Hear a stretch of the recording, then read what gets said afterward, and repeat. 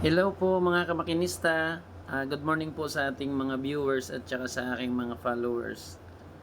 Pa-subscribe naman po sa aking YouTube channel. Ayun, Makinista Oragon Vlog. Dito po pala ay meron na naman akong project. Kaya naisipan ko po i-video yung ganito.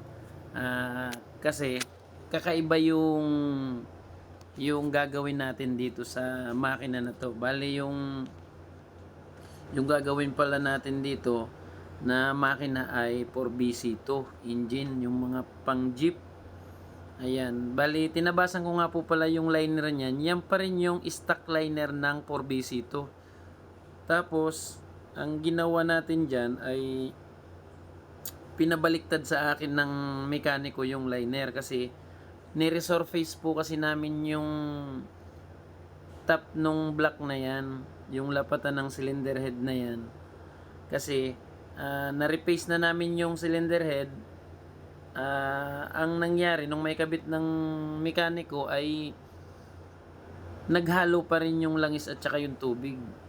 Ayun, kaya ang ginawa ko, sabi ko sa mekaniko ay baklasin na lang yung block at susukatin natin. Ayun nga, napatunayan natin na may diferensya. Pero ang kinatutuwa ko dito kasi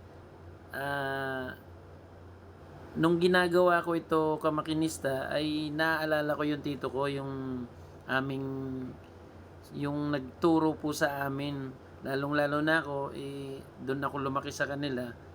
Nakikita ko yung ginagawa niya noon, dahil siguro nasa 18 years na akong nagtatrabaho sa machine shop. Ngayon ko lang masusubukan na ako mismo ang gagawa niyan.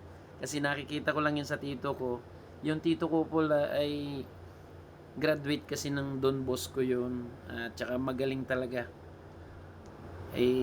Nagpapasalamat tayo kahit papano talagang natuto tayo sa kanila. At saka matyaga tayong nag-antay na talagang nagsumikap tayo na matuto. Kaya ngayon natatawa ko at kumbaga ginagawa ko yan sa loob ng 18 years. Ngayon ko lang gagawin yan at yan na yata yung huling gagawin ko ngayon. First and last ika nga. Ayun, shoutout nga pala doon sa may-ari ng New San Machine Shop sa aking tiyuin.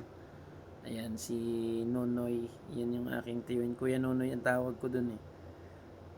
Ayan. 4BC2 nga pala mga kamakinista ang ating engine. Yan yung black na yan. Pinupukpuk kasi natin yan eh. Ayaw bumili ng may-ari ng bago na liner kasi medyo mahal din naman. Ayan, kaya baka merong makakita nito sa video natin na bakit hindi pinalitan ng liner. Yun yung ating ginawa ng paraan. Yun yung maitutulong natin sa may-ari. Ayan, ang ginagawa natin dyan ay sinusukat-sukat lang din natin. At kumbaga ay pinupukpuk natin na dumikit dun mismo sa labi nung top niya. Hindi naman nakakatakot tong gawin kasi hindi naman siya yung katulad ng pundido or yung cast iron na mga liner or sleeve. Yan ay bakal, makunat po yan. Talagang natutupi po yan. Ayan na nga po yung finish niyan mga kamakinista. Ayan, parang balik na sa standard. Ayan, salamat po. Paki-share naman and pa-subscribe ng aming YouTube. Thank you, kamakinista.